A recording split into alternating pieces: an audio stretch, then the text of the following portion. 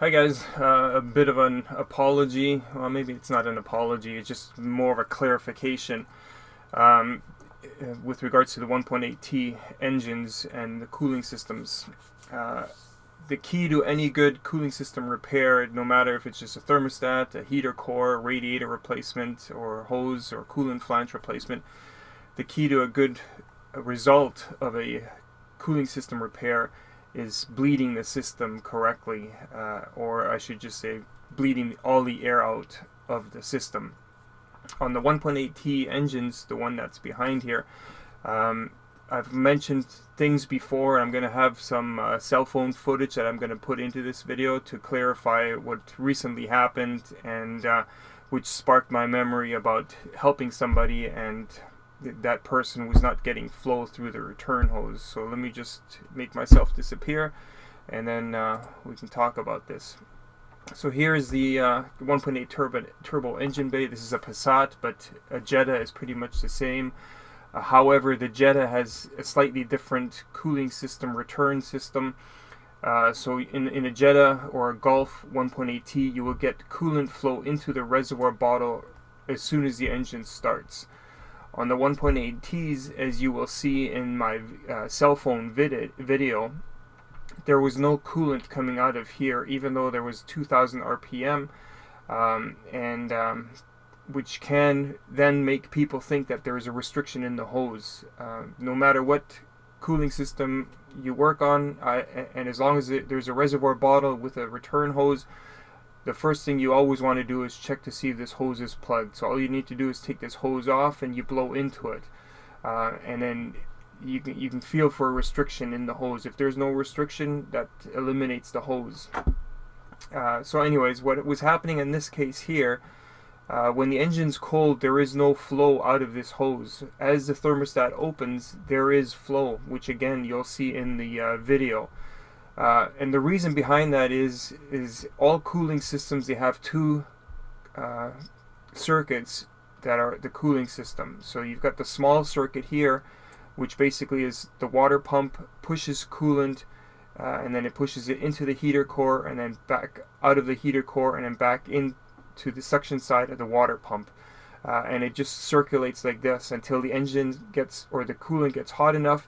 The thermostat then opens, and then the water pump pushes coolant through the heater core, and then it comes out and it goes through the radiator.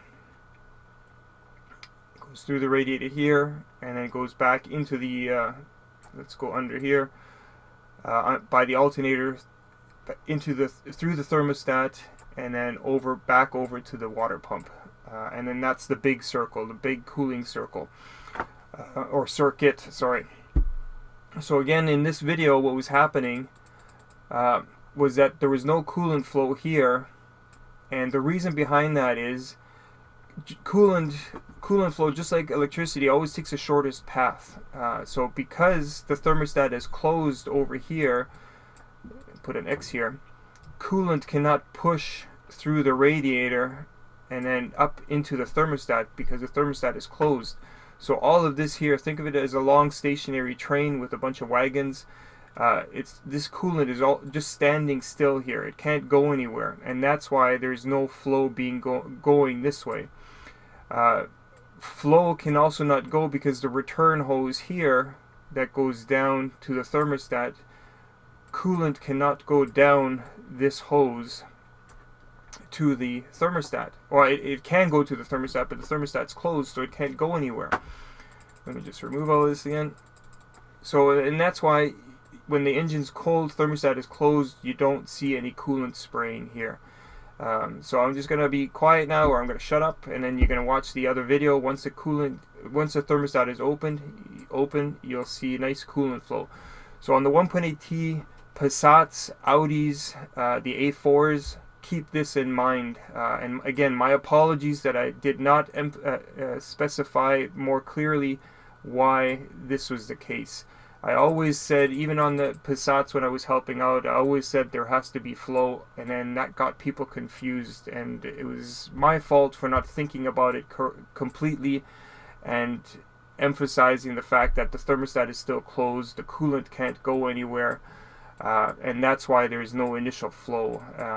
So, you know, I'm not a teacher. I don't think of everything when I'm helping people, especially also when I make videos like this.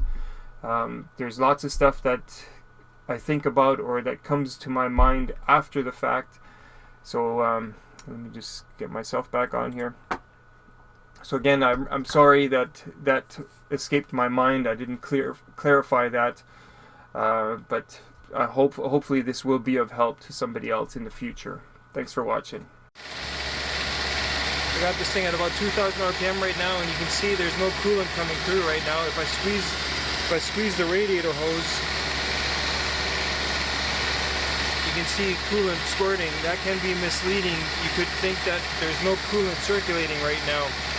The problem is the thermostat is closed. When the thermostat is closed, the coolant circulates underneath this top radiator pipe.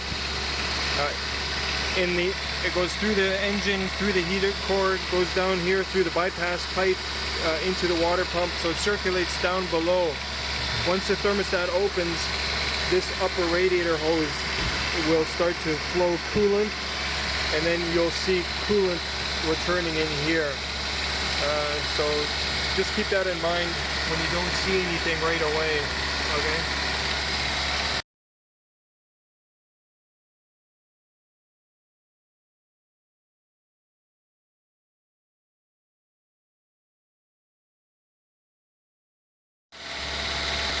Okay, the thermostat is now opening up, and you can see there's a stream of coolant.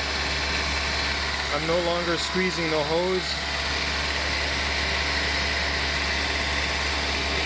You can see the stream right there.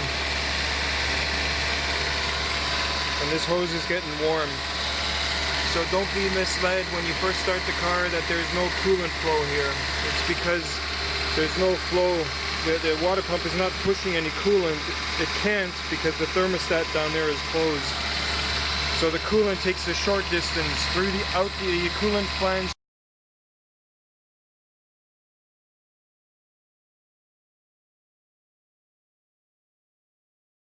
through the heater core, down through the bypass pipe, back towards the water pump. You can see there's a nice strong stream now. The lighting isn't the greatest, and I know it's aftermarket coolant, generic coolant. There is the stream right there.